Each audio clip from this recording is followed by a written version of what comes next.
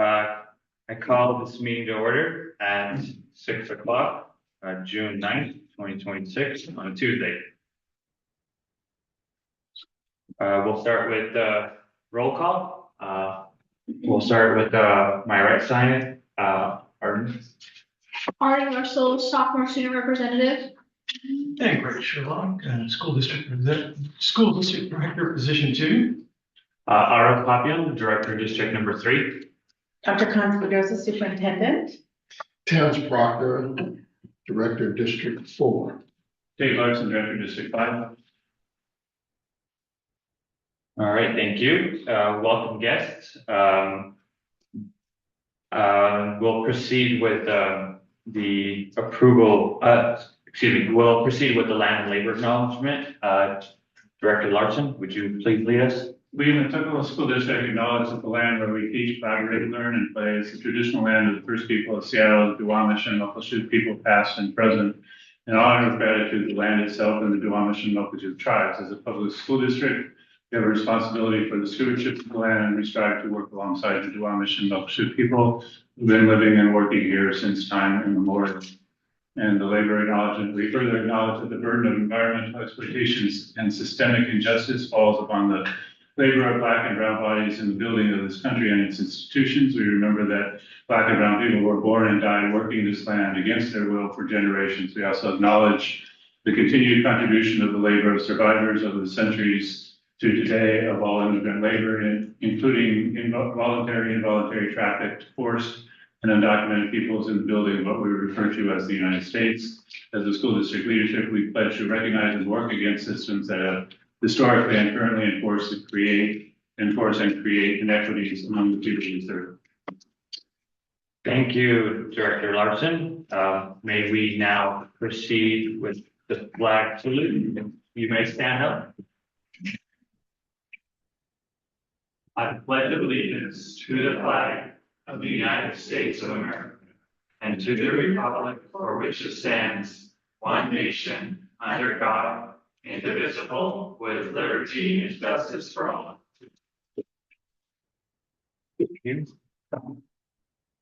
Moving on, we are going to read our values and group agreements. Director Larson, would you please proceed? So just reading the values: transparency, courage, righteousness, curiosity, respect, center humanity. Wonderful. Now, before I move on to the approval of the agenda, I did want to make an amendment. We did get some exciting news from our superintendent. So what may the chair have, I will entertain a motion to add a announcement from the superintendent. So right after public comment, some exciting news. Do I have motion to move? Move to adjust the agenda to include a report from the superintendent at the third movement point B. Second. Thank you. Any discussion? Seeing none, all right. Motion carries. We'll proceed. Actually didn't vote. We just Got to vote. Yeah, so we will approve the agenda with the amendment to add the announcements from the superintendent right after 3B. Yeah, you got to call for the vote. Can I call for votes? Everyone say aye. All those in favor? All those in favor say aye. Aye. All opposed say nay. Hearing none, we will move on Good to. job, you got to hit the thing. You hit the thing. Yeah. This is the first one in my leading the agenda. Yes, So, and you just so know- you know, it's a little bit of a practice. So Good job. We're all We're on the same page. gracious here. yeah, thank you. A lot of grace. All right. And he doesn't have to hit that too hard. My ears. Yeah. Okay. Now, do we have public comments from anyone that signed up? No. We did not receive any emails. So to say Rihanna's We on did. there, we need to acknowledge. Oh, that. apologies about that. That's okay. We do have student director online. Rihanna, would you like to unmute yourself and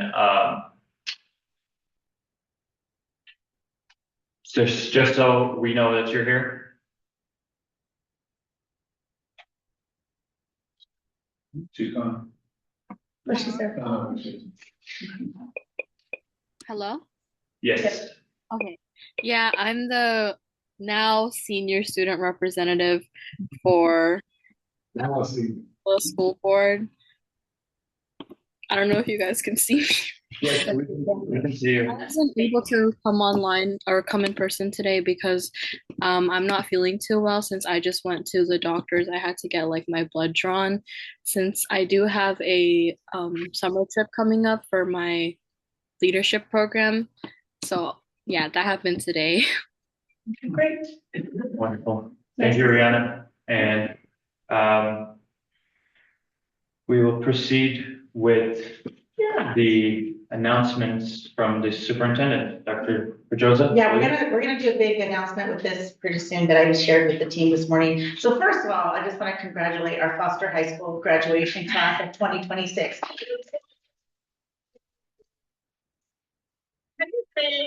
It was a wonderful ceremony on Friday. It was amazing. And Team Foster, like they spent a lot of time planning this and getting this going. So it went beautifully and it was finished in 90 minutes, somebody told me, and couldn't believe that. But anyway, it was a beautiful ceremony. And then the announcement I want to share is actually, it was shared at our board assembly that 60% of our students have completed the FAFSA. And that doesn't include the WAFSA, which is the Washington State Financial Aid Application Process, but this is just the national, the federal one. So 76% of our students, so we heard that number, we're all like, yay, that's great, it's higher, it's the highest we've ever had at Foster High School, so that's really important. But what happened was I saw somebody submit a portal online, and so I went online to check where we are compared to the rest of the state. We are 6 out of 295 districts in the state of Washington for FAFSA completion. We are tied with only Toppenish and Seattle Public Schools. So I just want to say that that is incredible. So when I saw that number and I saw the list and I was like, we were in the top, I was like, whoa, and I counted 1, 2, 3, like, wait a minute. And I thought this is really a testament to the work that the Foster High School, the counseling team, the social worker team, the educators, and the administrators there really, and also I'm going to add our partnership with Urban League and also additionally our Horizon Grants partnership as well. So anyway, I just thought, like we say 76%, but then just compared to where we are with the state, y'all, that's amazing. And I just want to say that. And I will say that number is as of June 1st. Yep. So it's possible It it could could go up. creep up another 22. Yeah, so we're hoping it does. And then also curious about what the WASA completion rate is too, in combination with that. But I just thought that was a huge accomplishment for our district to highlight. So thank you. Some exciting news from our superintendent, Dr. Pedroza. Thank you so much. Being 6 from 259 is very exciting. 295. 295. Got Yeah, that? that's, Okay, yeah. writing this down. All right. It's even better. Definitely. I would like to proceed with our board business and discussions. Item 4A, we have policy series 1000, first review. And so give me a moment. This policy is, seems like it's a series of which we will receive a memo from Dr. Pedroza to update our policies as it looks like some of them are, I would say repetitive / recommended to sunset older policies that already encompass new ones. Dr. Pedroza, would you like to add anything to this? Yeah, just to share a couple things. One of the things when I first came on board as the superintendent, one of the things that the board asked is that we do a update on our district policies. Many of them were out of date. Some of them hadn't been raised since 2018, if you look at the dates, 2011. And so so this is the first of a series. The board, the staff members have been sending you updates here and there, but this is the first draft of a series of policy updates you're gonna get. I know it's a lot, but the majority of them have been actually calibrated against the WASDA policies, and so the standard policies that WASDA that the state has. And so we're just making sure that we're updated based on the WASDA guidelines for policy updates, which have been legally reviewed. And then we are submitting them for board consideration today. So it's a lot, but some of them are just updates based on the WASDA series updates. So just making sure that that's clear. And then the last thing I'll just add is there's some new policies here that are recommended to retire based on where they've been combined, based on some of them are with the updating through the WASDA standards, or the repeated policies that were incorporated. And then lastly, just a policy for to be removed. I know this is a lot of information, but just to let you know that next year we're going to be hopefully sending you, because we have 2,000s, 3,000s, 4,000s, 5,000s. So we'll be sending you more down the road. And we've been sending additional ones in the past, but this is our first effort with the one series that is, and we felt this was really critical one too, because this is actually one that actually directly affects many of the board dynamics and works and collaboration and working relationships. So we're hoping it to be a good one to start with. And we have the questions answered. And if there's any questions here right now for a specific policy, just please list the policy number so that we can get it listed online. We can all review it together and we can discuss your questions if there's specific questions regarding a policy. So how do you want to just go to, I've got, it's about 10 of them. Do you want to just go down the row or go down the list? yeah, well, I think you should go down your 10. If you have 10, then let's go through your 10. And then we can go through that. And if somebody has an additional one, we can review those as well. So you can go ahead. I mean, Hearing that it's 10, Dr. Larson said Dr. Larson, you said it's 10 policies that you would want us to discuss. Yeah, there's like 40 of them. So you'll start with your first 10, then we'll go to the Director Proctor and he'll do his and then yours and then mine. Is that the? I reviewed the ones that only needed to be, in my opinion, reviewed for the comments based No, I on. was just asking, you have no number to discuss? No. I have about 12. But, all right. Go ahead, Mark. Yeah. You go for it. We're here. Great. Does the chair have a motion to discuss the policy series review? May I get Rayon, are you online? Sorry, did you have a comment? I think we could. Okay. Oh, yeah. Do we need a motion for discussion? I don't think, No. you know, this, okay, so let's talk. Yeah, Okay, sorry. Give us the number first. I just started with it. Somebody did a lot of work. Is this Yeah. Ms. Gore's work? Yep. Yeah, I just want to credit it. This is a lot of work to go through this. So the first one is 1005. Got it. Which is the structure of the board. So this is, WASDA's asking to kind of totally replace that. Personally, I like the old one that we have. This is listed as a discretionary policy. The one that WASDA is proposing here is a lot longer, a lot wordier, a lot harder to follow. So yeah, I like the old one, frankly. And so there's also ties. This particular one ties to 1820 and 1820P, which are two later ones, because it's relating back to this as a fundamental one. So, and it's the other problem with the WASDA one is they've kind of left out one of the key items, which is advocacy. They kind of hidden that one somewhere, and particularly advocacy with the state, which WASDA, I mean, I've been kind of fighting with WASDA with this for years, is that they don't kind of really call out the fact that, you know, so many school districts are heavily affected by what the state legislature does in terms of giving money. And so for me, that's part of the chief part of advocacy. So I don't know, at this point, we're just collecting comments. Is that okay? I think so. Okay. So that's my comment on that one was there for that one. Let's see, 12, next one is 1210, which is, okay, yeah, I guess I'm okay with that one. Never mind. I'm okay with that one. So we're just, the main thing we're doing there is switching the legislative rep to being elected at the same time the other ones are, which makes sense. So that's fine. 1225, there's a reference in there to the WASDA Legislative Conference, and it's actually lists a month there, which is actually not the month that the Legislative Conference is.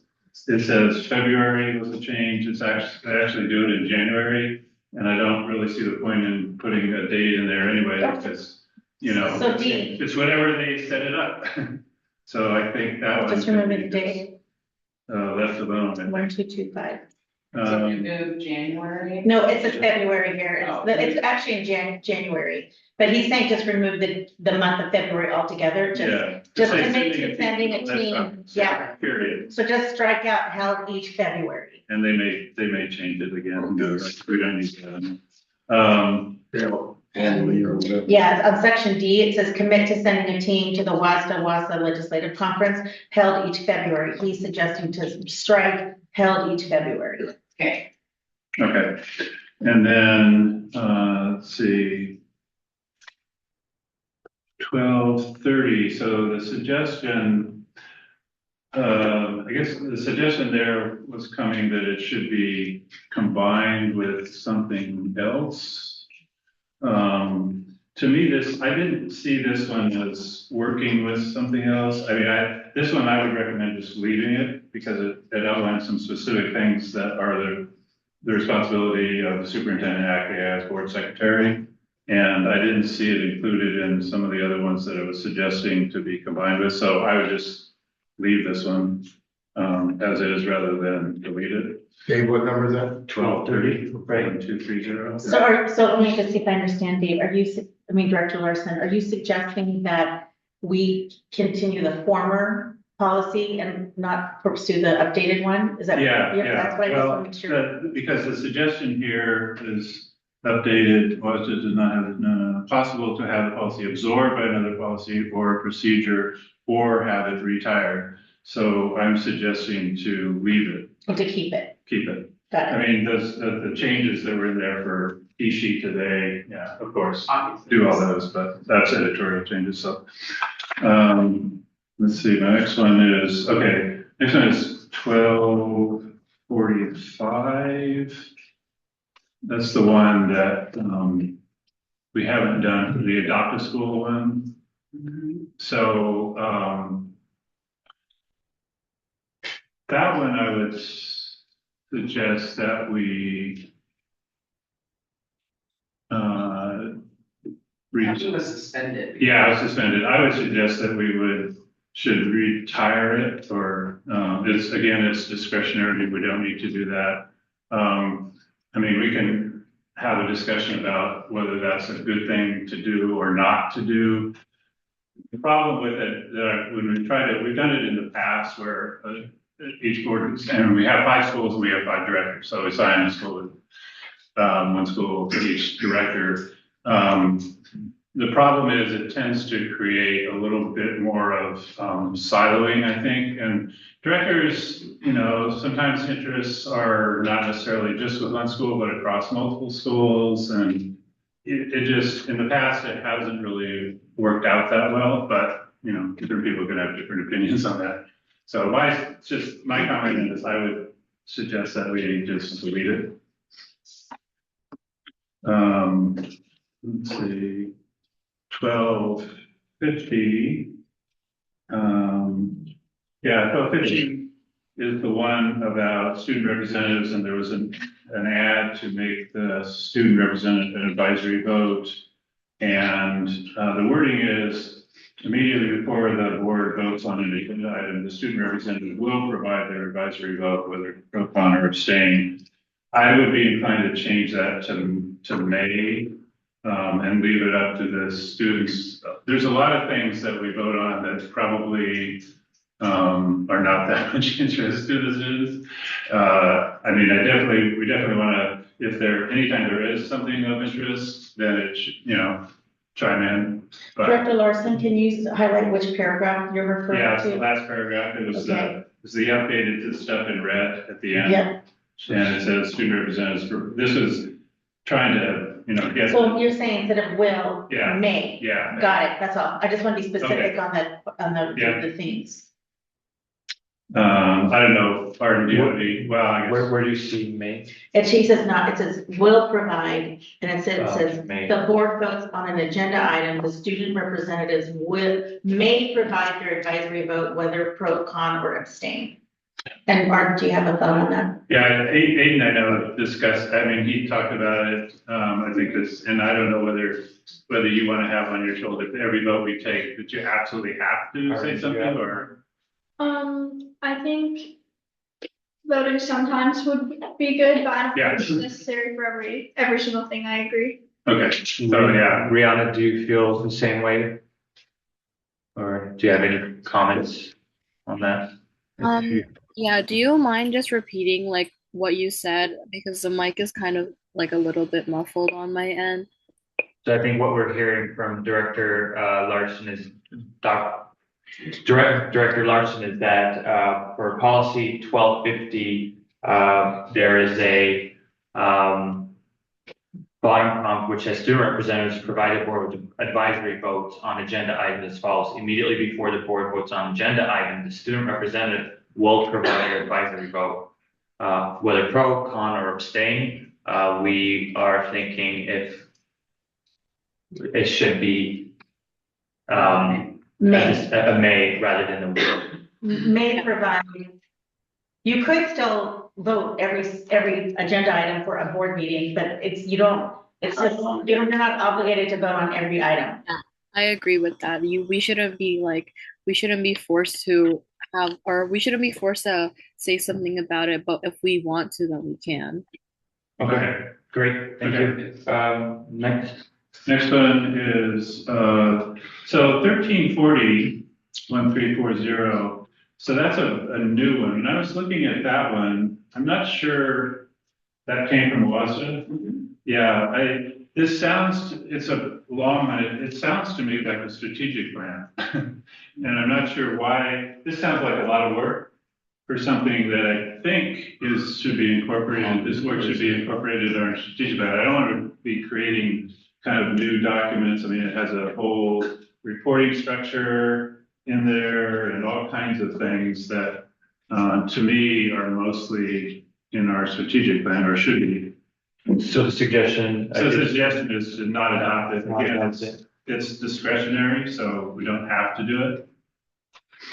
Okay. So it can, And you're suggesting that it's intent we already have in place, yeah. so we don't. And I don't want to create another whole, structure for the staff to have to create this and do an annual review when it should be incorporated into our strategic plan process and just, and then, let's see. 1400. That's good.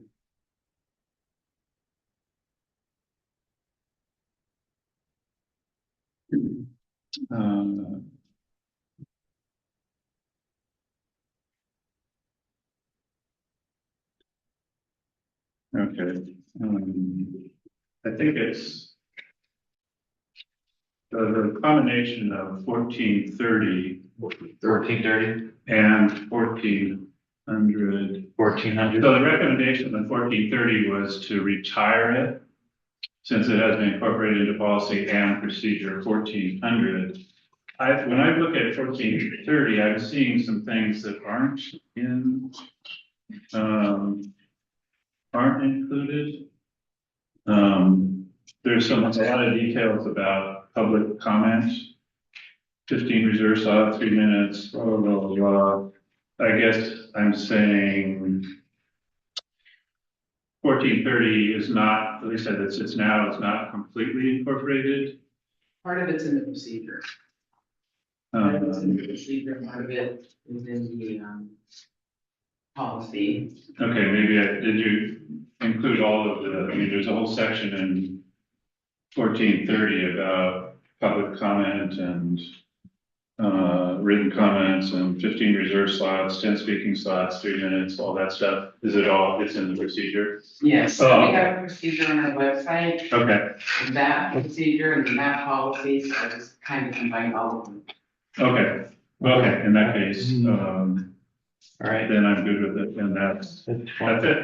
Cool. So just to summarize before anyone else makes comments, what I hear is 1340 is not to adopt it, where you have this in place, 1250, change the wording for students having to be a optional as a may vote rather than a must, or having it to be a will vote. Instead of will vote, having it to be a may vote, sorry. And then removing 1245, keeping 1230, removing the month of 1225, and updating 1005, Keeping the old one. keeping the old one. Yeah. Okay. Any discussion from my summary or? You need to go back to your report. Yeah, we will, Director Proctor or Director Sherlock, you guys want to go next? I yield for Sherlock. Director Sherlock, any comments or suggestions onto? Yes. onto- 105, 1005? 1005. 1005, okay.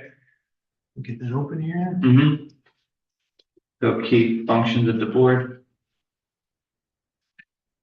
I do, sometimes when you're wanting to correct things, you want to also upon things, and I agree very much with subpoint number 2 there, ensuring the board is accountable and open to the public. And what I really want to emphasize is including seeking divergent and diverse perspectives in this decision-making process. None of us probably share the exact opinions of anybody else. I think that's a very good one. I like that. Number 4, adopting policies based on well-researched practices that emphasize the belief that all students can achieve at high levels and that support continuous improvement of student achievement. I'd like to change the word high to higher levels. Point of clarification, this is still on 1005, right? Yes. Which bullet point? Fourth one. Yeah, I've been trying to avoid using the word bullet, so Sorry. it's okay. Point number 4, Okay, dot number 4. dot number 4. Yeah. Yeah, adopting policies based on well-researched practices. Excellent, and I agree with that. Can achieve at higher levels versus high.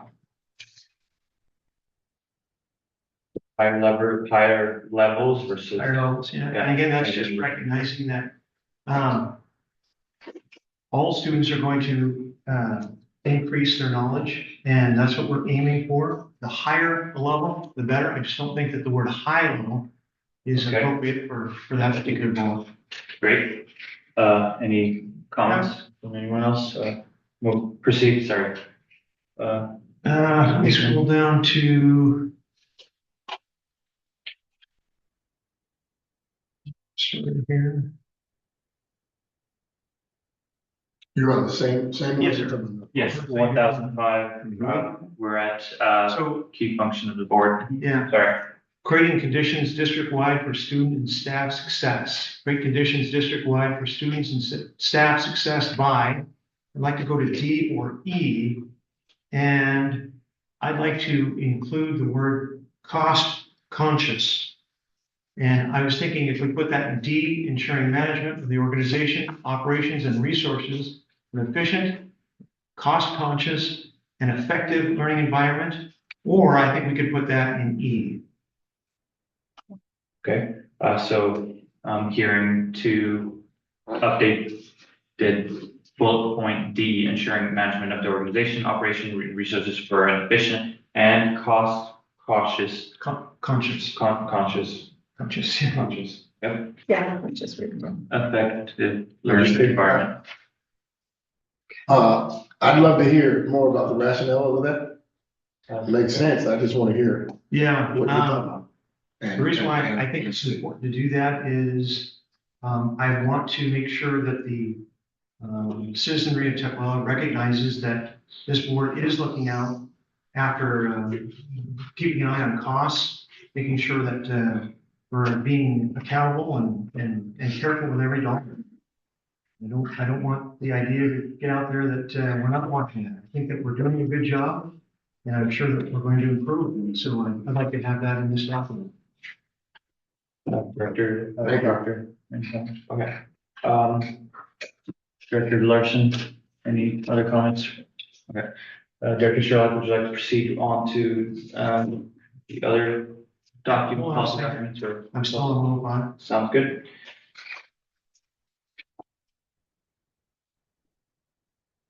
Two.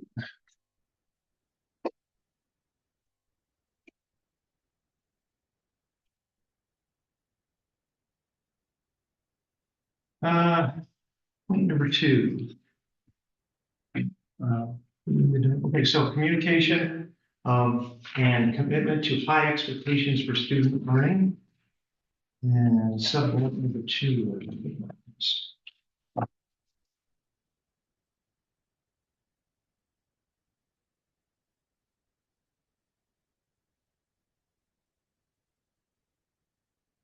I'm sorry, the sub-bullet number 3. Adopting a collaborative, developed strategic plan focused on learning and achieving outcomes for each and every student. I just wanted to put down every student or each. I think each and every isn't necessary. I just like to see for each student or for every student. So every or each, Correct. any preference as to which one? I could take out the every just because it's the second one. So for each student. Okay, so the discussion is changing the wording for adopting a collaboratively developed district strategic plan focused on learning and achievement outcomes for Each for each. And strike out and every. and thank you. Yeah, strike out and every. Out and every. Okay. Catch 6, next one. The last sub-point there, ensuring non-negotiable goals. I'm certain that that is done in the most highest thought. I don't like the word non-negotiable because things change, students grow, their needs change. And so I'd like to see ensuring goals for student achievement are established and aligned with the district's strategic plan. Got it. Okay, so removing the word non-negotiable from the fourth bullet point under communications of and commitment to high expectation for student learning. So strike non-negotiable. Okay. And what did you say to add in there? No, Oh, just keep goals. ensuring Okay. goals for student Got achievement it. are established in line with the district's strategic Got plan. it. Thank you.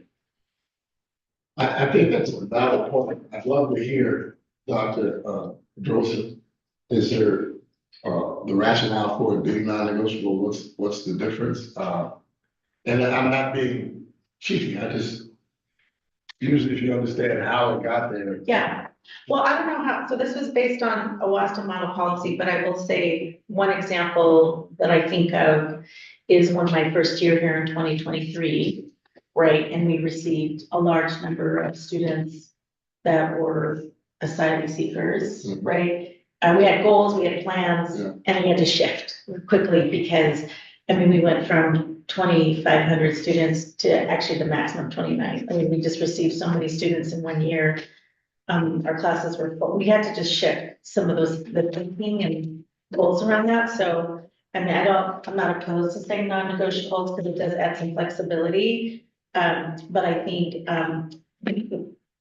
being non-negotiable about supporting growth in every one of our students is where I'm at. Like, so starting with where the student is and growing, just making sure that we continually push ourselves to hold that standard of growth for students, whether it's academic, linguistic, or social emotional growth for students. That's something that I think the district would say is sort of, I think everyone can agree that that's something we all aspire to. So we could live with non-negotiable around this because there have been circumstances where it's been challenging. I think, Rick Sherlock's commentary on that is on point, but I'm owning, as we say in our values, my own biases. Yes, absolutely. Yeah. Where the goals for the colored kids were different. And so my question is, who's defining what's the goal, what the goal is, which ones are negotiable, and are they universally Yeah. negotiable? Yeah. Which is how I see non-negotiable, but Yeah. I'm not saying that to argue the point. I just wanted to know what was the differentiation between, are there universal, non-negotiable goals for academia that this is speaking to, or are we just talking about all students who receive Maybe the conversation should equality? be, I just, before we change it, I wanted to Yeah. know what we came from. I'm not opposed to using the word like high goals or improved goals or something, but when you use the word non-negotiable, I know probably for those in the audience, when you hear people arguing over these little words, it sounds almost not making a lot of sense, but the word non-negotiable is a very strong, Yeah, just it I'm with you. overbearing. I think your input is on point. My only question is, that unless those non-negotiable goals are the ones that are defined as universal, that won't be compromised, like so separate but equal stuff Oh. that we have. America has a history of that. So does, you know what I mean? I don't know what the non-negotiable goals are as opposed to the goal of young Scott going to college. Well, life changes. He's not going to college, but no, that's not non-negotiable. I just, maybe it's about accountability. then the whole thing should be working around that. Unless, It's ensuring goals and accountability. If you're looking, that's what I'm trying to get to. How did non-negotiable, were they talking about just the general, are we talking about just the general, every student will get equal care, attention, or are we talking about other some specific goals that we should be uncomfortable saying as non-negotiable? Or are there some concrete goals that are the foundation of academics that should never be negotiable?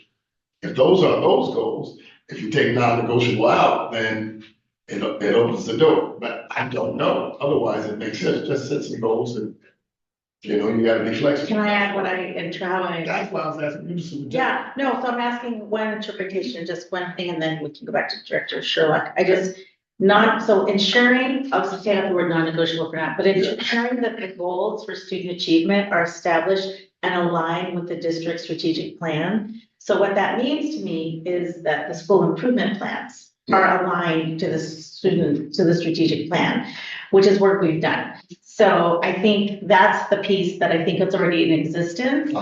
And making sure, and then how we evaluate our work every year, that also is done through that, even establishing. So procedurally, we're putting in those pieces in place. So for me, it's more about, it's not, yes, they're goals, but for example, if I have a goal, for example, on the strategic plan specifically around, I'll just speak to something like maybe for students with IEPs, for example, but maybe that is not a problem of practice for one of our schools, and it might be for 4, right? So that's where I think where we say we have to align and adjust our thinking and be flexible. But it may be for all 5 of our schools, and that's where we say that is a non-negotiable, that should be part of the district. So we already have pieces in place for this. It's just a matter of how we want to word this in a policy. But procedurally, we have that.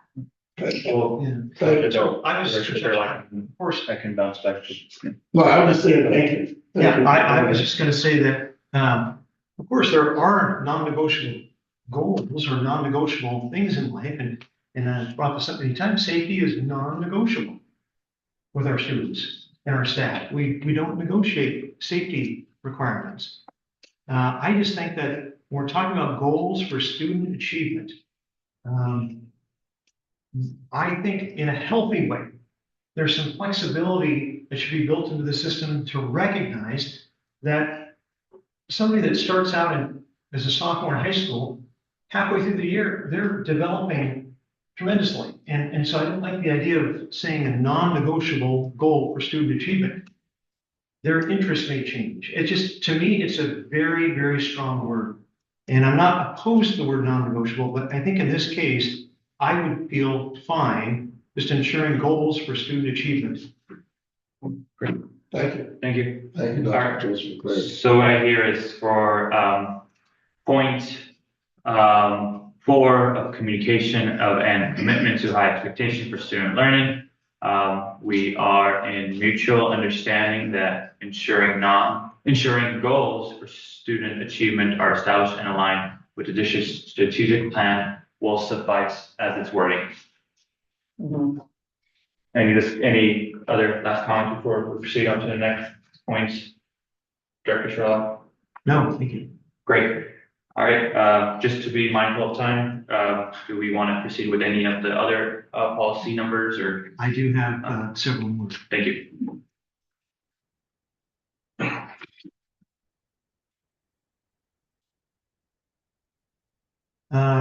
Student representative to the board of directors, 1250. 1250. Yeah. Thank you. Okay, 1250.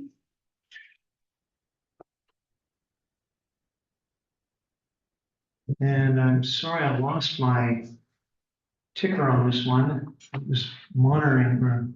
This was for the student. Yes, Advisor representatives. Yep. Let me just give kind of an overview on that. Is when one of the students want to get on this board, I think it's a wonderful thing. We want to encourage that. I don't recall if we've been given ahead of time some type of a, when you want to get on the board, typically you fill out a document that explains what your interests are and why you want to serve, and things of that nature. And is that something that should be covered here? It actually would be public procedures. It's in the procedure. It's in the procedures. So we actually have an application process. Okay, And I'm there's, not aware. It's a- no, no, okay, I'll explain. So just for the community, there's an application process. We advertise it in the high schools. In fact, we're doing it right now for the sophomore rep for next year.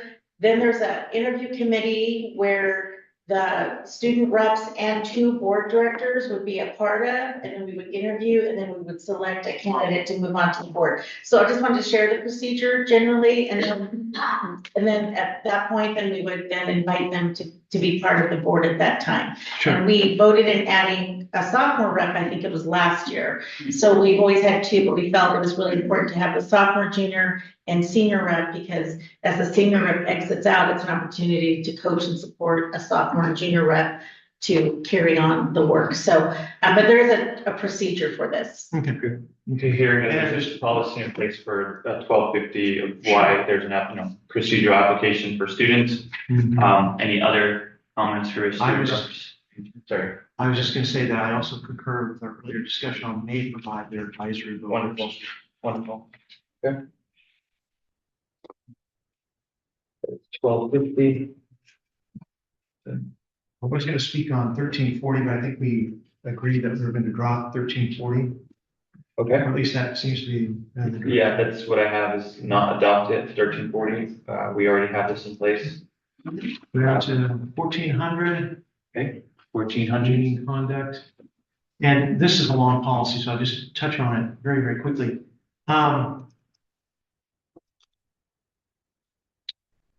I was reading through here and I saw the 3 minutes. I actually agree, or I actually firmly believe that the public should have up to 5 minutes each. And I appreciate when the public comes down to a facility like this and gives their opinion. I want to hear your opinion, whether you agree with me or not. I want to hear what you have to say. I think it's one of the strongest, most important aspects of a school district or city or any type of elected body is where the public gets the opportunity to come in and to share any data in 3 minutes is difficult, very difficult. And I think giving people 5 minutes, I'm happy to stay here much later at night to have somebody give a presentation that has detailed data, backup. I mean, if I have to sit here 5 minutes to listen to it, I'm glad to do it. So that's my opinion. And I understand it's been 3 minutes for some time. I would be all for moving that to 5 minutes. So that is a suggestion for adjusting a time limit for each speaker limited to 3 minutes to 5 minutes. Am I correct on understanding? Yes. Okay. Any discussions from students or Rihanna or Dr. Proctor? My main disagreement is that I'm not willing to stay here that long because we stay here too long. And I think the 3 minute is not to cut people off and forces them to get to the point that they want to share.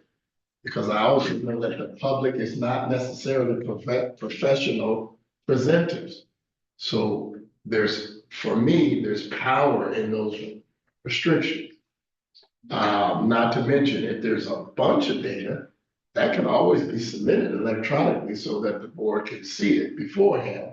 And you can get 3 minutes to summarize. I agree and support and affirm that the public input and participation is necessary for this to be effective. But I also know that just as one who speaks publicly often, there's power in the restriction because it just forces you to get to what you need to say, how you need to say it. And imagine if you have 12 people who go 5 minutes, that's a whole lot of time. And so 2 minutes is not that big of a difference, but I still think that applies. That has been modus operandi in bodies like this for that reason. And Director Proctor, I may take off my chair hat. I do also am in alignment that, 3 minutes changing it to 5 minutes can cause a lot of us to have to be here a little bit longer. And I do think, with the information that we get, whether email, online, we have very effective communications to be able to, get to the bottom line, get to the root cause of the issue of what we're trying to fix. And so I just want to share my also thoughts on that, but. I'd just like to counter on the 5 minutes versus 3 minutes. At the city of Tukwila, it has been 5 minutes for 40 years, and only recently they changed it to 3 minutes if there's more than 6 presenters. And when that came up to change that to 3 minutes, we're going to do all 3 minutes, all speakers had to be 3 minutes. Quite a number of citizens of the city of Tukwila came down and spoke out against that. And I was really encouraged to see people that want to have the opportunity to speak to their elected representatives. Again, I value those that disagree with me very much. And I want to hear exactly what you have to say. And as I said, I am not here to go home at an early hour. I'm here to stay to serve the public. If it means until late at night. And I don't like going to bed later than anybody else, but I do not believe in the year that I've been attending these meetings that I've seen more than, and if I'm wrong on this number, give me a break. I don't think I've seen more than 6, 7 speakers at the most. I think it's been 6 or less. You should have been with us a couple of years ago. All right. Well, I don't, hearing that there is Point taken. Director,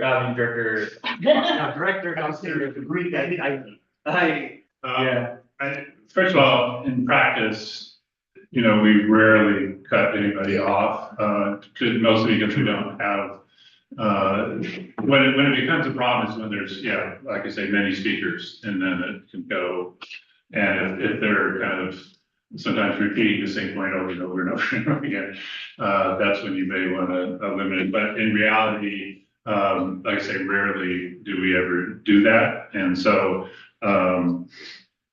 yeah, I mean, it's still up to the kind of chair's discretion on that one. So, yeah, the only, I would be for kind of limiting, and I think that's in here, limited if there's a large number of speakers, then, you know, and as a person that testifies in front of the legislature regularly, and they have like a minute and a half, I will tell you that what that does is it forces me to be very concise. It takes more time to develop that, that kind of thing. But again, they also have in the legislature the ability to submit written material and, you know, all that as well. So I think, you know, if we start having a large number of speakers, then it's appropriate to have I think a 3-minute limit. Brianna, Arden, anything else from you guys? Again, I don't have a, you know, sharing the discussion. I feel like I want to proceed with the current update, but Director Sherlock, if you feel like you want to touch on any other point or revisit it again, any comments on that? I'll just say that, of course, the Washington State Legislature that Director Larson was speaking to, they're doing this for a full-time job, or not full-time, but at least half-time job. And of course, they're getting a lot more information than you get. And so again, I just reemphasize that I think public speaking at a meeting such as this is one of the primary reasons why we're in here. Do you feel like I need to call in a vote to understand if we want to change it to 3, or maybe try and, you know, from what I'm hearing from Director Larson is that usually the chair does a pretty well job of entertaining to have the speaker speak more than, you know, allowed 3 minutes if necessary. And I think from the prior meetings, I think that has been the case. But if you feel like I do work want that, maybe we can do that. Sure. Thanks for touching on that, because I don't like the idea of one person just listening to somebody and getting tired of it. That gives the opportunity for maybe one person getting 3 minutes and 30 seconds and the next person getting 3 minutes and 1 second or less. Okay. You know, we want to be completely equal to whoever speaks in here. Right. And as I said, it's sometimes not fun listening to what people have to say. I enjoy listening to what people have to say. So I'm always listening to the next word or trying to hold all together. And I recognize some people are not as good at public speakers as others, but I wouldn't want to be so aggressive to call for a vote, but I do understand Director Larson's point there that what if we did have a situation where 100 people showed up to a meeting such as this? Well, yeah, we maybe need some type of emergency statement in there that would enable us to say we're going to reduce the time down to 1 hour or something like that. But I don't think that, as I said, in my time being here, I've not seen something like that. Okay. I'm going to ask if we can proceed to the next items, please. Thank you. Okay. Go to standards for individual school directors. It's board policy number 1821. 1821. Standards for individual school directors. Commitment to education equity, individual school director. May I ask you to point which number, please? I'm sorry, it's 1821, standard for individual school directors. It's number 6. Number 6 for commitment to education equity. Okay. And what is the? And in A, it says engaging in ongoing learning about educational equity, diversity, inclusion, and cultural competency as it relates to the role of the board. I'd like to add the word equal opportunity. Okay. Great. Where do you want that? At the end, middle, top?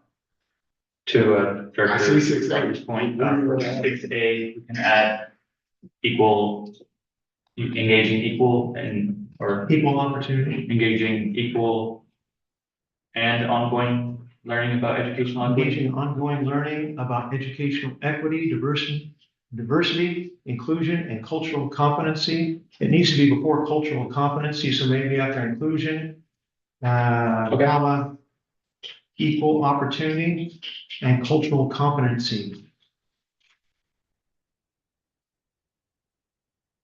Okay, so currently, just to restate, is adding the word equal right after the word inclusion. Equal opportunity. Equal opportunities. Thank you. Thank you. So I'm going to restate it one more time. Engaging in ongoing learning about educational equity, diversity, inclusion, equal opportunity, and cultural competency as it relates to the role of the board. Moving on. Any other? I'm sorry, folks, this is what I do for a living. I apologize. 1822, 1922. training and development for board directors. Okay. And let's go down to And if you could restate the bold or Of course, that would be board great. policy.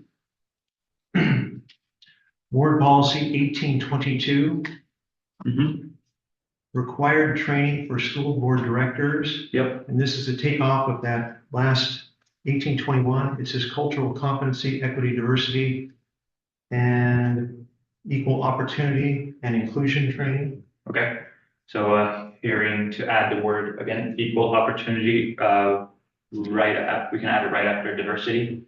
Is that okay? That would be fun. Okay, so So those are actual names of courses that WASDA, Right, Oh, do they? Okay. yeah. so we can't change the name of their course. No, no. Because if you put it, it won't come up. I went out onto their site and looked for a course of that title, and I didn't find it. I'm not going to say that I didn't overlook it, but I didn't see a specific class for that title.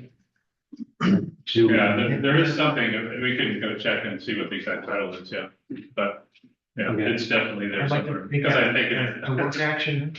We could- So if by any chance, should we suggest Chief Academic Officer to maybe look into that? If the word, if it's cultural competency, equity, diversity, and inclusion training is the correct terminology of the. Particularly in this case, not the other amendment you posed. Yes. This is actually saying to take these courses, so whatever the course title is, that's what that needs to be, Yeah. even if it's different than what we have here. So Scott, Director Scott, would you And you'll probably have. please advise on that? Yeah, and I don't know, would you like to speak on? I guess I shouldn't be asking any public member right now to speak on it because we just want to ensure that Yeah, the wording is for the course. actual. On Yeah, here, on here, on of here, course. yes. Yeah. Dr. Sherlock. I just, if, as I said, if obviously if the course is titled that, then obviously we wouldn't change the title of the course, that'd be up to WASDA. Or whatever the state, it says. Okay. Right, whoever made that. I checked the WASDA training site and I just didn't see that in there, so if it's in there, I stand corrected. what I'm seeing on their website is the title is called Educational Equity. I was gonna say that, because if you look at it, it says required training for school board directors. These are the two areas of training required by Washington State. So that just says what the state requires. I think when you go down under cultural competency, equity, diversity, and inclusion training, I think what you can add is like if available or something like that around equal opportunity, because I think that's then what the Tukwila School District Board of Directors is saying they desire to do.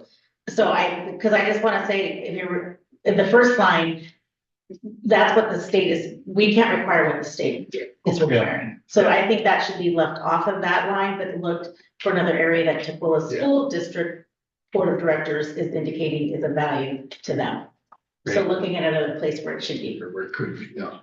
I did do quite a bit of research on various government and federal government as well as state government sites. And again, when you're talking about this subject, I think you'd almost have to have a law degree in that specific area. It's extremely complicated. But I think when you, for example, take a look at equal opportunity, private employers, organizations do have that federal obligation. And I do think that that needs to be into our requirements for the board and the school district as well. Equal opportunity. Again, just restating that this is for what we have to follow based on Washington State's guidelines, so, I think perhaps we should proceed. If we would like, we can take Dr. Pedrosa's point and potentially add. I could, yeah, as a third dot. Yeah, that's something, Director Larson or Director Proctor, you think is necessary, or we should just, I think, like, under, so it says recommended, so on this policy, it says recommended professional development for school directors. It says, in addition to the required training, the training above, the Tukwila School District is committed to ongoing professional development. So this is what the Tukwila School District Board is saying for individual school board directors and the board as a whole. Each school board director is a member of the Washington State School Board. So I said, which provide professional development and year round. And then you could just say, we have an additional commitment as, at the very end, you could say, Yeah. Tukwila School District Board of Directors has an additional commitment to training around equal. You could add it in this section, because this is where it highlights the Tukwila School District's commitment around professional development. I think that's where it should be put if you want to add that terminology in there. thank you, Dr. Pedrosa. I'm more than willing to maybe perhaps add the wording of after the recommended professional development for school directors, at the last, adding a sentence at the bottom of the paragraph for the entertaining, I don't know the correct words we should use, but. I can help with that too. Yeah, Okay, I can great. help. Thank I you. agree with the friendly modification. Perfect. May we proceed until we get some other comments or suggestions for. That's my last one. That's Great. what I'm asking. Awesome. Cool. Pardon, Rihanna, is there anything from the student side that you guys would like to comment about the policies? If not, I will, okay, great. Hearing this, I think we made the necessary edits, and we will We're bringing it back to the board. bring it back to the board for review and approval. I'd like to move on to our next item on the agenda. Does the chair have the motion to move to item number 6? You don't need to move things. Yeah, just go to Too the- formal. Yeah, can we proceed with questions only presentations, as we don't have any presentations that are just presentations? So question only, remind the board that this is questions only presentations. So if there are not any questions about the presentation for a Healthy Youth Survey of Data and Analysis from our Director of Student Service and Special Education, Andrea Mothman, I'm butchering the pronunciation. Nadia Moth. Okay, thank you. Director Moss. Director Moth, okay. Any questions from the board? We have procedure. Yes. It seems that we've typically gone, if we've submitted our questions ahead of time, Yes. and if the question isn't answered to our satisfaction, then we could follow up with a clarifying question to you. I am willing to hear the question from you, Director Sherlock. You may proceed. No, that's Or, that's the question. Is can we ask for clarifying? Of course. Yeah, okay. Yeah, sorry. Thank you. I'm good. Good evening, I'm Amber Mott, Director of Student Services and Special Education. I have she, her pronouns, and I'm excited to talk to you about our Healthy Youth Survey.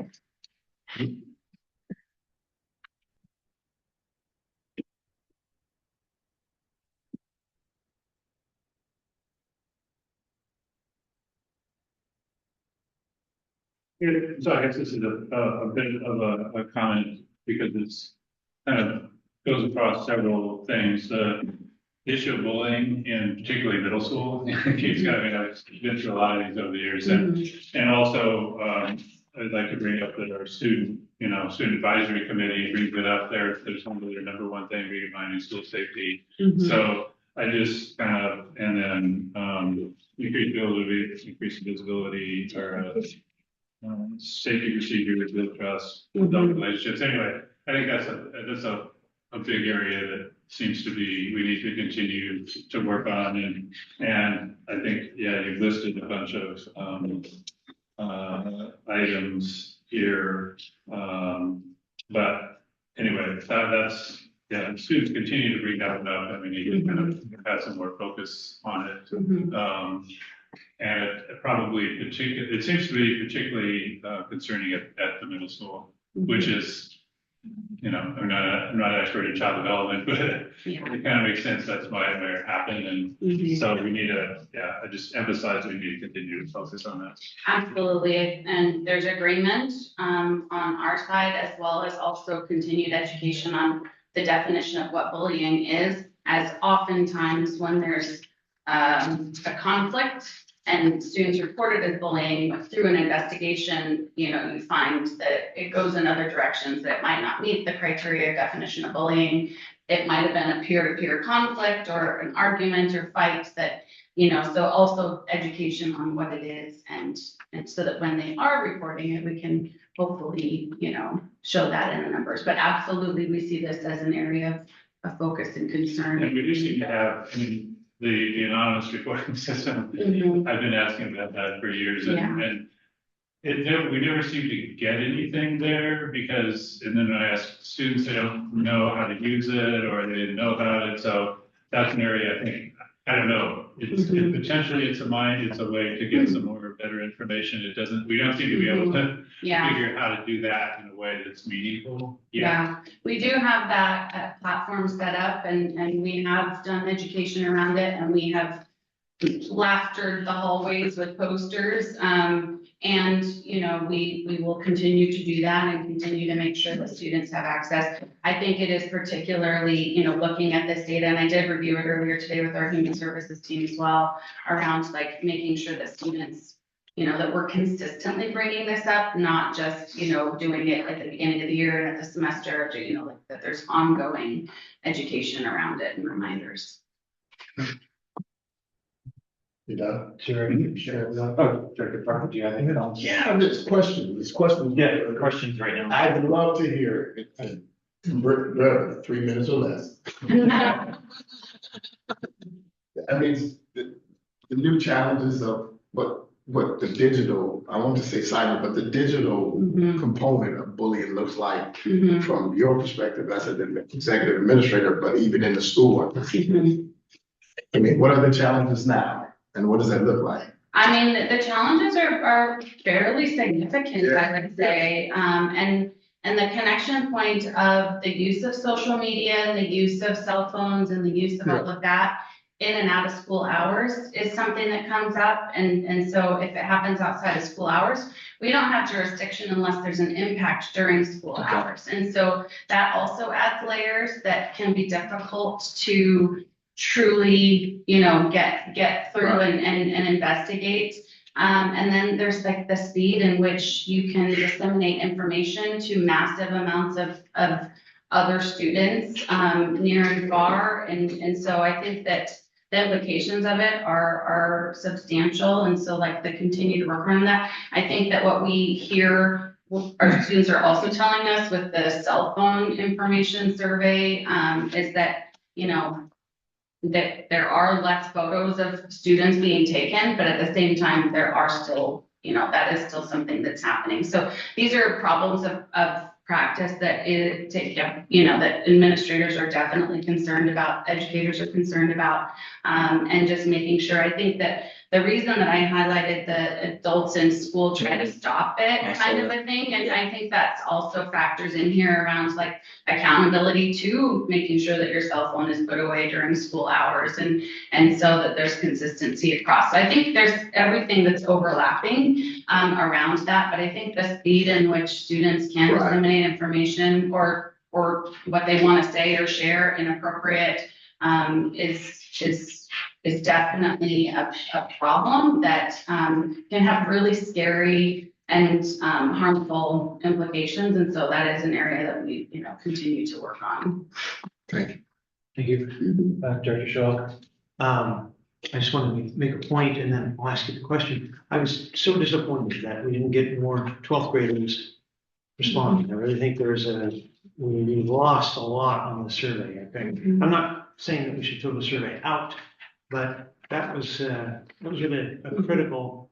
Did they receive an opportunity maybe between classes or lunch, or was there enough time for them to do the survey? I mean, if they're just going out the door at the end of the day, of course, I'm leaving. Or if it was just before game day or something like that. You get what I'm saying?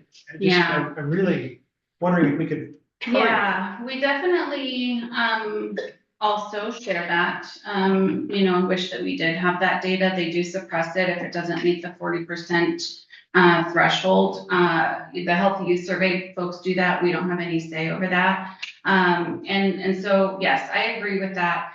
I also want to just highlight, and this is a conversation that I was able to have with the school counseling team from Foster today, especially around that point, is that, students who are in Running Start that aren't on campus, this is a survey that's administered here at Foster. We also have students that are at the Puget Sound Skills Center. And so like outreach to them is something that, we'll do this again in 2 years. And so knowing that that was a mark we didn't make this year, we can plan for it better and differently next year around students who aren't necessarily on Foster's campus. And then we also, we hear from students and staff around survey fatigue. And so that also could be a factor for 12th graders, especially. I can't say that that's the cause here, but it's a wonder. Does the survey come out in paper form to the student? Obviously in 6th grade, I would think. No, it's electronic. It's electronic. Yeah. Okay. Yeah, then they may be suffering the same thing that many of us do as adults. I get so many emails a day that I can't look at it in 5 minutes. We do administer it during, advisory classes, so there is a scheduled time for it to take place, but at the same time, and it's also optional. Students don't have to take it. They can opt out, and it asks a lot of personal questions that some students might be uncomfortable with. And especially I think right now in this day and age, there's a lot of concern around security, safety, and data safety. And so I think it's also possible that could have impacted that. I don't know. These are just wonders. Okay, so the questions I wanted to ask, just to kind of preface the question, for smoking and vaping, the number of students decrease between 8th grade and 12th or 10th grade. Wonderful. For alcohol, the number of student users decrease from grade 8 to 10. Another great trend. However, for marijuana use, the numbers increase from grade 8 to 10. I know that you answered this, and thank you for that, but I'm wondering if you could just expound on that. That's a very disturbing trend when the other two activities are decreasing. You have decrease, and then you have this one area of increase, and it's a concern. Yeah, so I think also calling out that it's current 6th graders and current 10th graders, so it's not like a cohort trend that's decreasing over time. And I think that also shares a concern that we have discussed, that students are experimenting with things more at a younger age. And so we also want to be able to address that. But as far as like why it's, there's more marijuana usage for 10th graders than there are for 8th graders. What we do and what we provide education, we do it through advisories, we do it through health classes. And when we know that there's an identified area of concern for a student, so for example, if a student is doing it at school, then there's a response to that. And then you know, if there's a pattern or an area of concern, we would, you know, do a referral to you know, a community-based organization that can do a drug and alcohol assessment with a student. So there is follow-up when we know the individual student cases, and, you know, that exists. But as far as like being able to dive into this here, because it's anonymous, we can't drill it down in that way, but it is a conversation that Yeah. we'll have. Again, my concern was we're seeing the numbers go the right direction for smoking and drinking. We're seeing the numbers go the wrong direction, in my opinion, for marijuana. Yeah. There are no further questions. We will proceed to the next presentation on the list. Thank students to do, Rihanna and Arden, did you guys have any questions or? No. Great. All right, thank you so much. We will proceed to the department update from transportation. Susie Kelly, if there are any questions from the board that have not been answered, or the students, if there are any questions. Well, I'm going to share some information. Yes, I was just on. So the state is looking at doing some recommendations to change the way transportation funding is allocated. I mean, they've been doing that for a while, of course, but My 30 years. I managed to get on one of the calls where they were going into it, and I just wanted to. I recommended to them. It was a lot of people from OSBI, and I said, wouldn't it be nice if you had, you know, sent this by some transportation directors in schools? We'll see if, I mean, they took that recommendation. We'll see if they do anything with it, but it addresses, they're well aware of, I mean, I think looking through this, the two big things that you highlighted was there's just not enough money to keep up with, you know, maintenance, gasoline, labor, you know, all the things. And pretty much everybody in the state says the same thing about that. Yeah. And then on top of that, for us, there's the extra cost of the, you know, McKinney-Vento students that isn't fully covered. And so they are seriously, again, gonna, you know, do the safety net for that set of students. At least they're talking about it. They had it in a budget proviso, which means it was there for a couple of years and then it was gone. They're talking about bringing it back, hopefully in a more, you know, in a way that we could benefit from it. And so I just wanted to share that that's,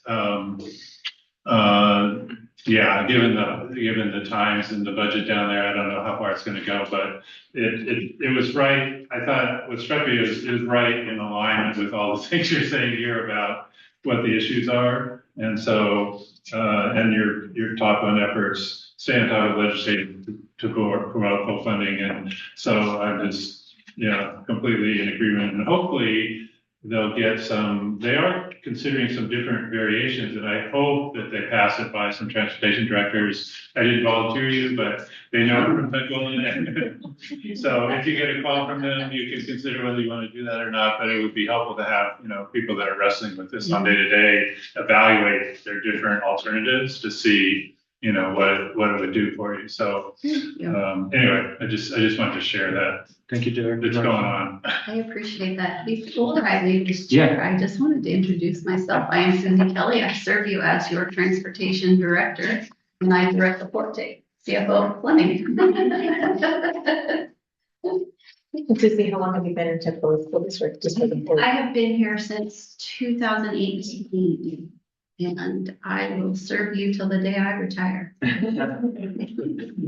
And I do have to, because I bring this up often, the issue of how getting our McKinney-Vento students to and from school, that's been an issue for us for many years. And there was a time when, you know, that was like a $500,000 deficit and so forth. And Director Kelly has been very clever over the years to shrink that down a lot, and it was highlighted here in the report about collecting them, getting them. The transportation allocation system is very complicated, very few people understand it, but she's able to get it to the point where we get more of those students on yellow buses, which means we get money for them actually. Correct. So Yes. just so I want Fills. the other directors to be aware that she's done a lot of really good work for us over the years and Thank you. it's crunching that down, and now we need a little help from the legislature to We finish it need a off. lot of help from the legislature.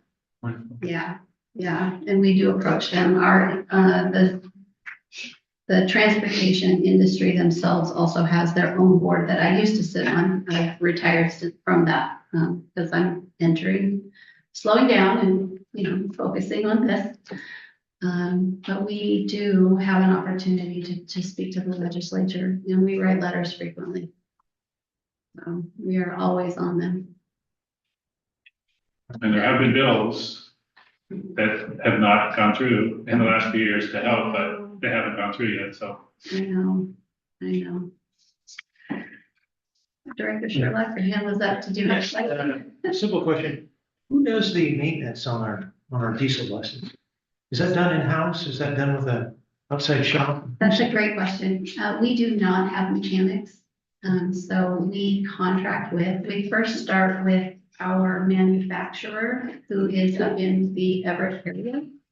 And they work on what they can. Sometimes they come to us, sometimes we take the buses there.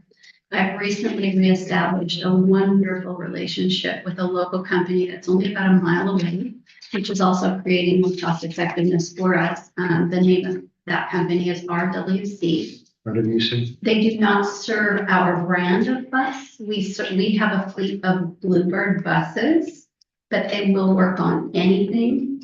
They represent a brand called International that they prefer and sell, but they'll still work with us, and they are an amazing group of mechanics.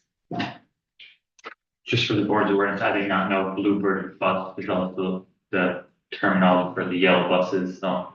There are about 4 major brands. 4 major brands. Yeah, International, I'm gonna lose one of them. Gillig? Oh my gosh, you just went back 30 years. I double clutched those babies. Yeah, they were fun. Yeah, and Crowns, that's an older model. Yeah. But there's about 4 major brands right now, and Bluebird is one of them, and that's what our entire fleet is. It is. So. Great. We were having a discussion about that some of the care could be done by the Highline School District. Have we looked at it all into? Yes, I have made many proposals to them. I've even offered to contract one mechanic to serve one bay for our entire fleet at X amount. And their former, and I stress that former, shop foreman, who is no longer with them, obviously former, did not want to take on that responsibility. And through my eyes and my lens, one bay, one mechanic was dedicated to us, and any time that our buses were not in there, they could serve the Highline. It would have been a win-win situation for both of us. But they just couldn't find their way to it. Every single person over at Highline now is a brand new person. There's no historic anything remaining there. And so it would be a really hard sell for me to even attempt that now. And I've been able to negotiate with RWC and actually Bryson, who does the maintenance up in Everett, for a very reasonable rate that is maybe not quite as comfortable as a hired mechanic through the Highline School District. But nonetheless, it's close. It's as close as we can get. Yeah, I have pursued that, but Those questions were very informal, thank you. Director Sherlock, Director Proctor, Larson, Arden, Brianna, any questions? Susie, yeah, likewise, nice meeting you, and we will proceed with our next presentation on the list. That is, if we have Any questions from the board for SRO, survey data and MOU review? Again, there were responses to the board questions and comments. There aren't any questions. I guess Hold on a second, I'm gonna get. Director Larson, go ahead. Yeah, I'll get back to you. kind of, the question is, are the students that are most likely to be, traumatized by, I mean, I've been walking around the schools and seeing the SROs in their kind of full, police, everything gear that looks an awful lot like ICE agents wandering around. And I know in our MOU, we had, some things about dressing down, and I guess I'm a little concerned that the survey that was done probably maybe didn't get to the students that had the, would be the most traumatized by it. And so the question is, can we potentially, I know the chief that took Will's police department is going as be a new chief here. Maybe can we maybe kind of approach them a little bit about toning down some of it? And I don't know, we'd have to, it's almost like I have to do some kind of a focus group or something with some of the students that are selected based on, what that we think might have had some traumatic experience with it to get that feedback into it. Yeah, Andrew Mon, Director of Student Services and Special Education, she, her pronouns. So yes, we agree and definitely do agree that we need to do more and get more feedback. The survey that we conducted was done with a fairly quick turnaround, mainly to get some information, at least some preliminary information. And so knowing that, we also recognize and do have plans for next year of having a more consistent cadence for, checking in as a team, with the SROs included and having these conversations and discussions. For one point, because it is, the uniforms, that was part of the agreement, that they would be dressing down, that they wouldn't be in their full uniform all the time, with recognition that it might happen some days be due to their schedule and due to other needs, but that it wouldn't be a consistent everyday thing. And so that is something that we have acknowledged and identified as an area that we will continue to make sure that we have clarity around that and consistency. And then additionally, talking with Principal Parker and Principal Rieger around like a cadence of like, how are we going to get more feedback from students that is more than just a survey that's happening, but like, having conversations, focus groups, listening sessions, and inviting students into that space. And then I think we've also discussed about like the who is there, asking them the questions, somebody that they know, somebody that they'll talk to and be, truly honest with their feedback in those sessions. And so being mindful of that. So yes, we have talked about that. We have talked about, plans for going into next year. We just don't have that right now. And I do wish that we did. It's just not something that we were able to pull off this year. Director Larson, any follow-up comments? No question. Director Shaw. So I have a divergent opinion, and part of I'm sure everybody, we drive around, and police cars nowadays are often painted black and white. And the reason for that is that then they become more visible in the community. They were just light blue or whatever wood color, they would kind of blend in. And so police presence deters crime. And so when a police officer is wearing a very clearly denoted uniform, and of course this is an unpleasant subject to discuss, people that are not there for good reasons are, see this much easier. If the person blends in as an undercover, then they may not see that as a deterrent. So I empathize very much with the 6% who disagree or strongly disagree with the SRO. But I think that one of the issues is that we need to become more understanding of the need to have police officers in their regular uniforms. That's part of the reason why I support the DARE program, is that when police officers come in there, typically wearing, it does probably take some time getting used to for certain students, and I completely empathize. But I think that having them come in full uniform, as they get to know the person and become used to it, there's some strength there. Because when you're in the public, where you go to a Seahawks game or you go to a Mariners game or something like that, you're going to see police officers in full uniform. So you can't get away from it. And I think it's a part of becoming used to the circumstances as to why we have to have them there. Though let me just say, I in a perfect world, we wouldn't have made the police officers there. Certainly when I was growing up, we didn't have that. But now the world's a little different. Yeah, thank you for sharing your perspective. I think that I do want to call attention to the purpose of why we have this MOU in the first place and the purpose of the school resource officer program. It is not a crime deterrent in schools. It is around education and making sure that our students have, like if we look at directly from here, promote a positive and safe learning environment for all students and adults that enter our doors, address racial and ethnic inequities and acknowledge its history of harm and understanding individuals' intersecting identities, minimize criminalization of adolescent behavior, reduce the potential of incidents of violence.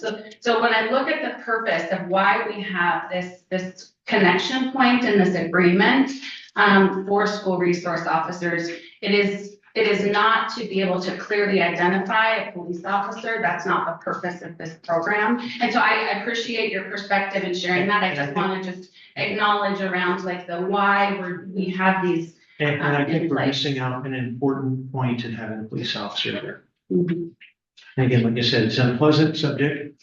I wish that we didn't have to discuss this at all, but I think we're losing out on an important aspect of having a law officer there to act as a deterrent. Let me just add my 2 cents in. I fully support the SR. I also fully support walking in this memorandum of understanding as we drew it out. We drew it out in the conversation around, let's go to a couple of the policy amendments, cultural competency. Now there's layers and nuances to that. And particularly this MOU was written before we had ICE agents throughout Tukwila. Let's just deal with that. So if we're going to continually explore what does that look like in these negotiable goals around our MOU, we have to make some adjustments. Second, I don't necessarily think police presence deters criminals who, the lock on your door is to keep honest people out. Criminals will kick your door in. But again, the MOU, and I appreciate you saying, because I was going to say, if the SRO is not there to solve crimes. That's not what our operation is. Now, I'm not saying that to just get into a diversion of his diversion. I actually support SRO. I just think the energy around those who are traumatized by their presence will not be resolved by changing their presence. I think we've got to put some heads together to okay, if that's what's real with our student body, how do we address their well-being? Because that trauma's there, whether the officer's there or not. And I think that's where the discussion needs to be. Because as director said, we're prepared to go out. And that's out there. But that's also, I also include my bias in that. Yeah. My bias is that you and I don't have the same opportunity to see police force as through the same lens. And we have generations of young men and young women who had to learn how to survive in their presence.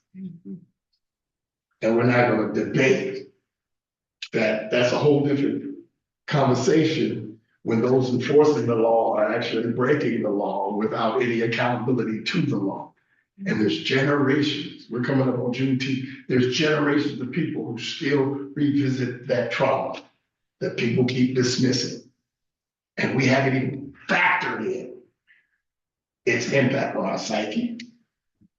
Thank you, Director Parker. I'm gonna. So I would say, you ain't cut nobody off today, don't cut me, don't do that. Proceed. I'm saying, let's spend some, and I don't have the answer, some creative energy.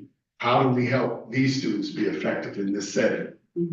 I think that's what's missing, and that's not germane to the MOU, but that's in there. And so, yeah, don't do that. Just Don't do that. I would talk that law. no. Don't do that.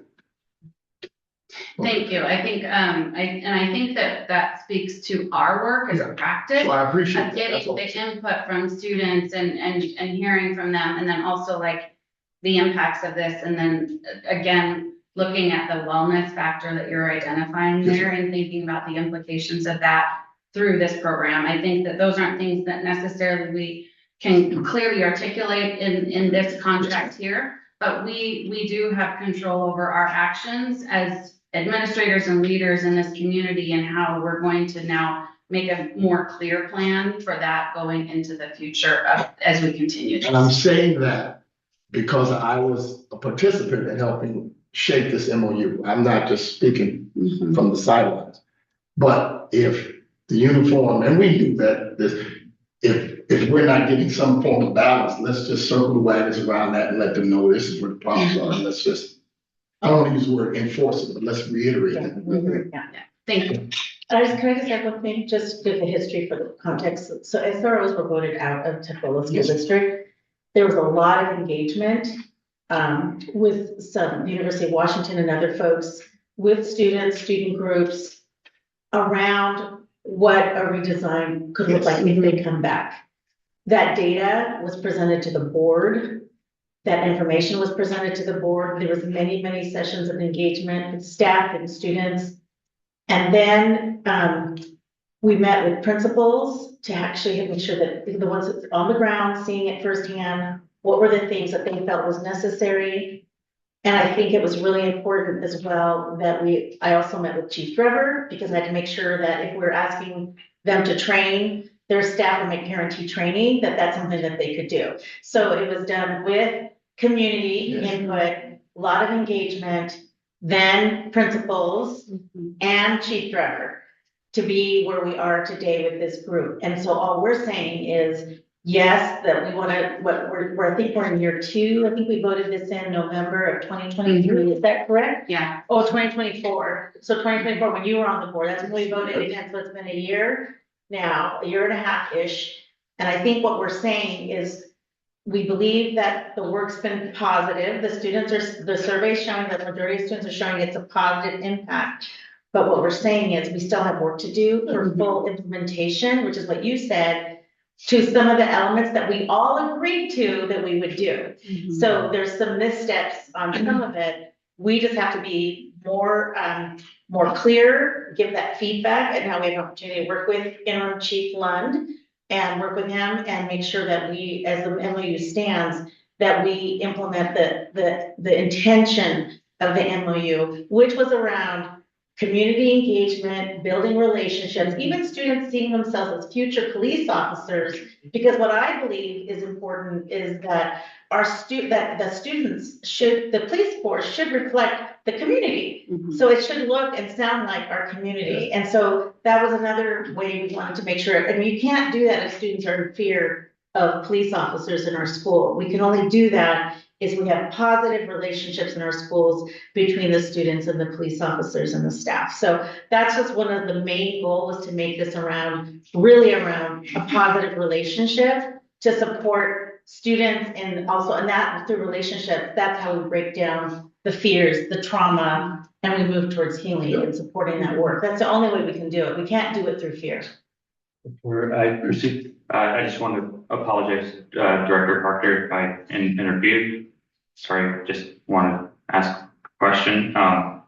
I did have also one-on-one with Dr. Pedrosa about the history about the MOU. So what she shared was really helpful and just informative Thank you. making decisions. So sorry, I did not mean to intercept or interfere.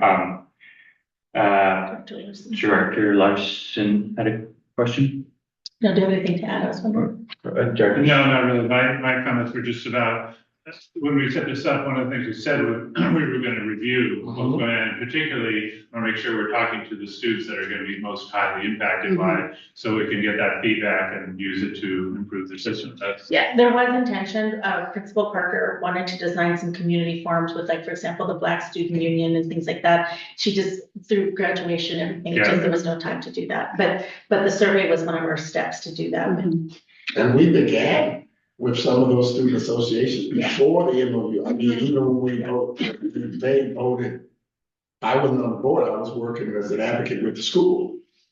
So there was great, the challenge with the student input is, like you said, it was 2 years ago, we voted on what those kids graduated or gone, but we're just gonna keep massaging, as Dr. Joseph said, and I appreciate the work, I appreciate the input, but I also understand that there are layers that are impacted, but we already negotiated that stuff. That's what's in the MOU. So we just need to massage the relationship so we can get as precise as we can to what we agree what that could and should look like. Yes.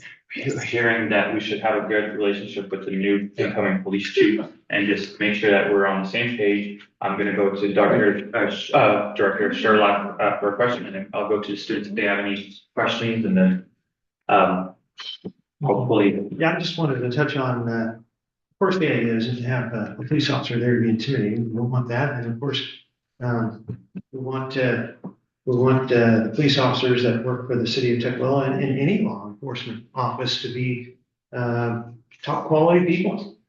But all reports that I've read, and well as living near a very important facility here in Tukwila that has a federal police presence, as well as the agency or the private company that owns the property. They have their own police force.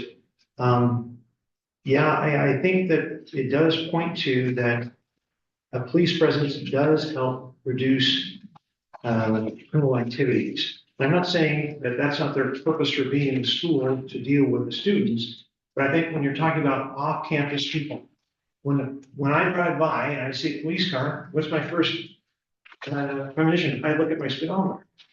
So, like I said, that's really my concern about that, or not concern, but that's really the point I'm trying to make, is that I support the SRO program 100%.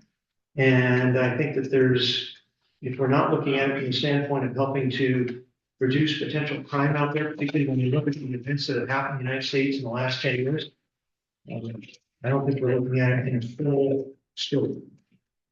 I'm very sure, hearing that there's no more questions and, statements have been made, and, we're trying to make sure we will have a great relationship with the new incoming chief. And as far as the MOU program, the SRO program, student directors, Arden, and Rihanna, do you guys have any questions? I do want to add that I feel like at least at Foster currently, most of the students do have a good relationship with the police officers that we do have there. And one of the police officers actually, Officer Shutt, I do remember him still from elementary school, and he still is in our current Foster High School now, which I think is at least a very safe person for the students at Foster. And I do hear very good things about him, and I just wanted to add that. Thank you, Rihanna. It's very reassuring to know how you feel, and for the public. Wonderful. I think we are good to move on. Thank you so much, Thank you. Andrea. If we can please move on to the department update for food services. Are there any questions for Christine Lee, Director of Dining Services. Want to bring them food? I'm sorry. Stop saying that. Respect food. I'm sorry. Oh, well, thank you for having me. Provide, Like I said, I'm Christine, so. Two thank yous actually, too, because, the students and Dr. LaGrossa and I went down to Olympia, it was in January, February, and we got a very nice sack lunch that came with us from food services, which was really nice, and so we appreciated that.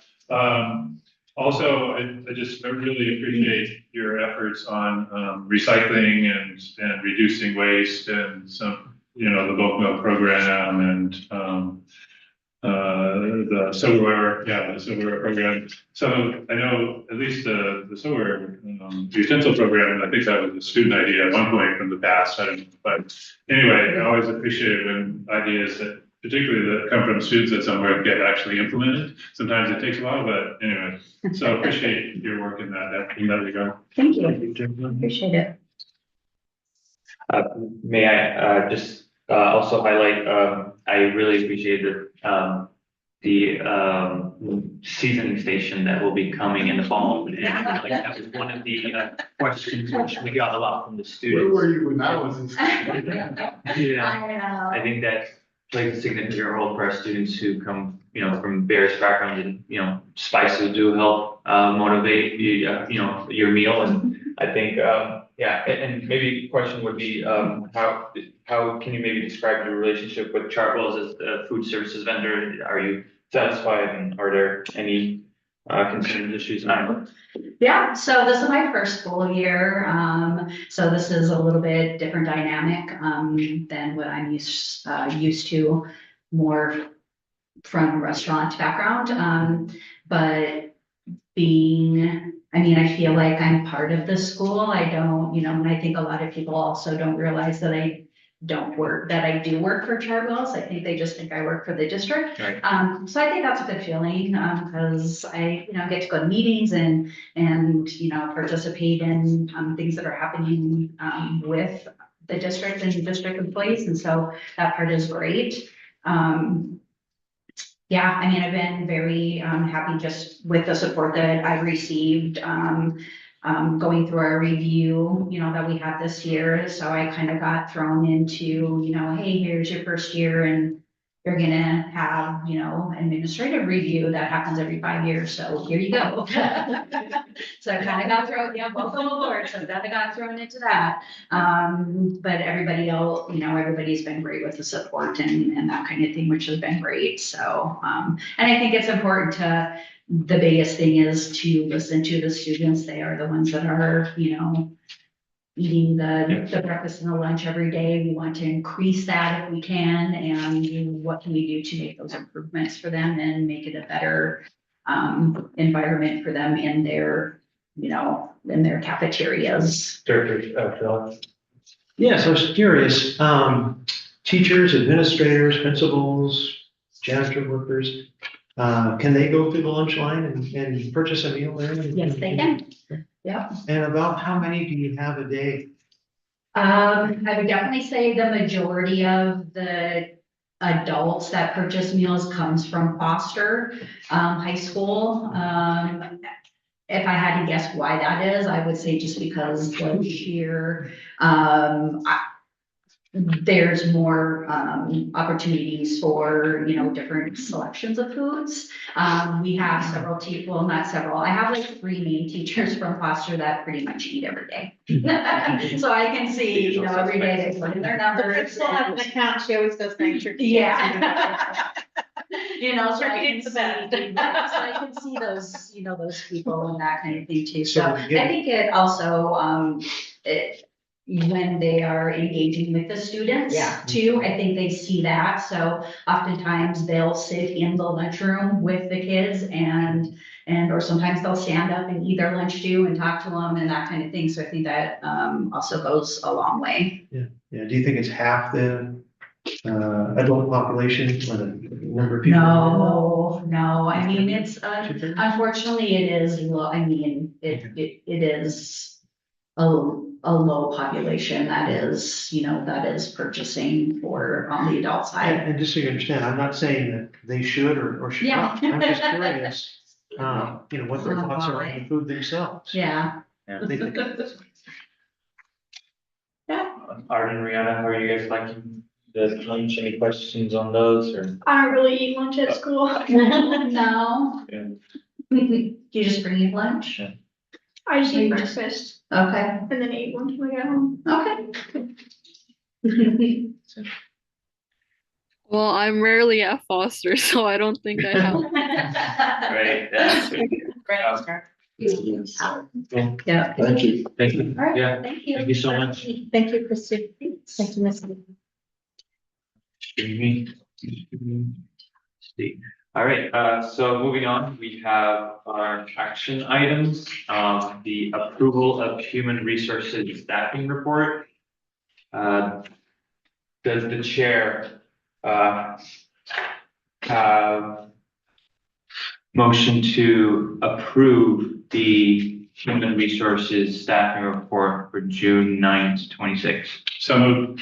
Second, Any discussion? Any discussion? yeah. All in favor, please say aye. Aye. All opposed? Motion carries. Moving on, we are going to public comment. If there are anyone online that would like to speak or in the public audience, now is your time. Going once. Oh, there's some attendees online, so. Yeah. Okay. Yeah, I'm sure you'll raise your hand if you have any comments or public comments you want to address. But in the audience, if there are not any, going once, going twice. Okay. Moving on, we have executive sessions. So for executive session, we are going to review the performance of a public employee for RCW 4230-110G. The chair will need to get a motion to adjourn. Adjourn the meeting. No, that's. Okay. Recess. Sorry. So we will take a recess and come back.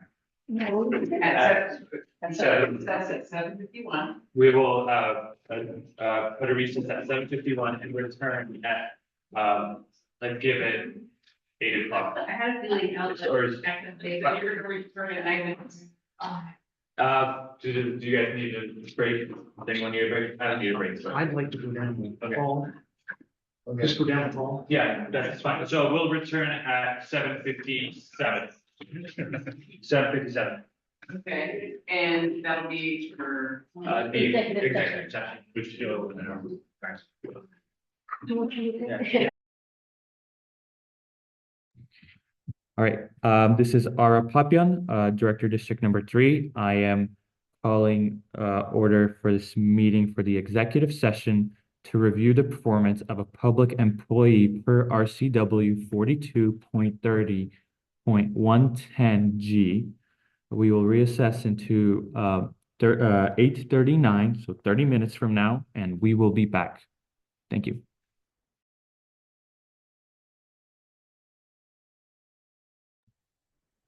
Hi, everyone. This is Ara Papian. We are still in executive session. We will extend this meeting for another 30 minutes. And so we will be back at 9:09.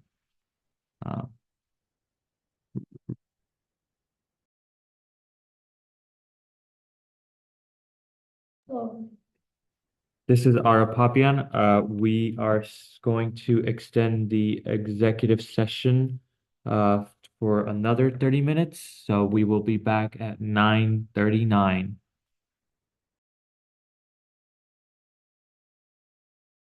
No, We have this is Ara Papian. We have officially concluded our executive session, and we will be adjourning at 9:39. You need a motion to. May I get can the chair get a motion to adjourn the meeting? That we adjourn this meeting? Second. All opposed say, aye.